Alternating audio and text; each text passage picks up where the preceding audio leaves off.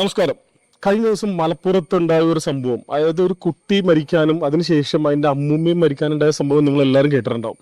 അതിലൊരു പ്രധാന വില്ലൻ അതിൽ ഓട്ടോമേറ്റഡ് ഗേറ്റ് ആയിരുന്നു. ഈ ഓട്ടോമേറ്റഡ് ഗേറ്റ് ശരിക്കും കാര്യക്ഷമമായി പ്രവർത്തിക്കുന്നതുകൊണ്ട് മാത്രമാണ് ശരിക്കും അന്നൊരു അപകടം ഉണ്ടായത്.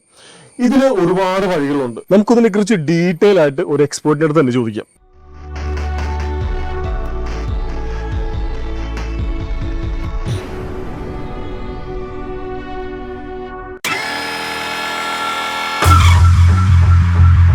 ഓട്ടോമാറ്റിക് ഗേറ്റ് നമ്മൾ ഫിക്സ് ചെയ്യുന്ന സമയത്ത് നമ്മൾ ആദ്യം കൺസിഡർ ചെയ്യേണ്ടത് അതിൻ്റെ സേഫ്റ്റിയാണ്. അതിന് വേണ്ട സെൻസറുകളും ഫ്ലാഷ് ലൈറ്റുകളും അതിനുണ്ട് എന്ന് നമ്മൾ കൺഫേം ചെയ്യണം.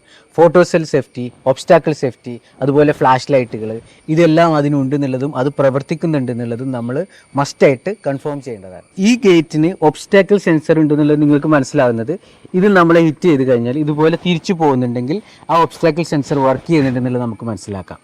അതുപോലെ നമ്മുടെ ഫോട്ടോ സെൽ സെൻസർ വർക്ക് ചെയ്യുന്നുണ്ടെന്നുള്ളത് നമ്മൾ ഈ ഇങ്ങനെ ക്രോസ് ചെയ്യുന്ന സമയത്ത് ഈ ഗേറ്റ് തിരിച്ചു പോകുന്നുണ്ടെങ്കിൽ, നമ്മൾ ടച്ച് ചെയ്യാതെ തന്നെ തിരിച്ചു പോകുന്നുണ്ടെങ്കിൽ അതിൻ്റെ അർത്ഥം ഈ ഫോട്ടോ സെൽ സെൻസർ വർക്ക് ചെയ്യുന്നുണ്ട് എന്നുള്ളതാണ്. അതുപോലെ ഈ ഫ്ലാഷ് ലൈറ്റ് ഇതുപോലെ ബ്ലിങ്ക് ചെയ്യുന്നുണ്ടെങ്കിൽ നമുക്ക് ആ ഗേറ്റ് ഓപ്പറേറ്റ് ചെയ്യുന്നുണ്ട് എന്നുള്ളത് മനസ്സിലാക്കാം. നല്ല സേഫ്റ്റിയുള്ള ഓട്ടോമേഷനാണ് നിങ്ങൾ ചെയ്തതെങ്കിൽ നമ്മളുടെ വീടിൻ്റെ ഉള്ളിൽ നമ്മുടെ കാല് കുടുങ്ങി കഴിഞ്ഞാലും ആ ഗേറ്റ് ഇതുപോലെ തിരിച്ചു പോകുന്നതാണ്.